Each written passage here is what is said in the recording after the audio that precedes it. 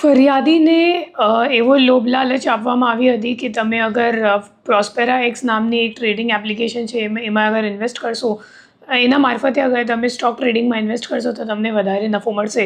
તો એમ જણાવી એમની પાસેથી 14,55,000 જેટલાનું રોકાણ કરાવવામાં આવ્યું હતું. અને જ્યારે ફરિયાદીએ વિડ્રો કરવાની પ્રયત્ન કરી તો વિડ્રોવલ એમને આપવામાં આવેલ નહોતું. ત્યારે એમને ખબર પડી કે ખરેખર મારી સાથે છેતરપિંડી કરવામાં આવી છે. આ ગુનાની તપાસ કરતાં અમે લોકોએ ટેકનિકલ વર્કઆઉટ કરી અને 2 આરોપીઓની ધરપકડ કરવામાં આવે છે. જેમાં જે પહેલો આરોપી છે એમનું નામ છે રાજેશ રૂડાણી. એના નામ ઉપર જ અકાઉન્ટ ખોલાવવામાં આવ્યું છે. લેયર 1નું અકાઉન્ટ છે. એના અકાઉન્ટમાં આ ફરિયાદના સિવાય 14 બીજા NCRP કમ્પ્લેન્ટ્સ પણ નોંધાયેલ છે અને 1,12,00,000 રૂપિયાનું ટ્રાન્ઝેક્શન્સ એના અકાઉન્ટમાં કરવામાં આવ્યું છે.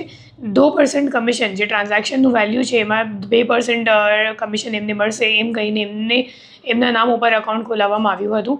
અને જે રાજેશ રૂડાણી છે એમના દ્વારા પ્રફુલ્લ કરીને બીજો આરોપી છે જેમની પણ ધરપકડ કરવામાં આવી છે એમને આપતો હતો.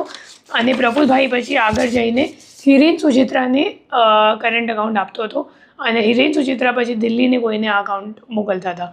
તો એ તમામ આરોપીઓ જે કમિશન માટે એ લોકોએ પોતાના નામ પર અકાઉન્ટ ખોલાવ્યું છે અને આ અકાઉન્ટમાં તમામ ફ્રોડના ટ્રાન્ઝેક્શન્સ પણ થયું છે. આ ગુના સિવાય બીજા એક NCRP કમ્પ્લેન્ટ પણ સાયબર સેલમાં જ નોંધવામાં આવ્યું છે, જેનું પણ ડિટેક્શન બંને આરોપી સાથે જ કરવામાં આવી ગઈ છે. જે બંને આરોપી છે એ લોકો વેપારનું કામ કરે છે. જે પ્રફુલ્લભાઈ છે એનું એક પોતાનું અકાઉન્ટ ખાતું છે, સુરતમાં દુકાન છે અને આ દુકાન પર જે રાજેશ કરીને આરોપી છે એ પણ ત્યાં જ બેસતો હતો અને બંને ભાઈબંધ છે.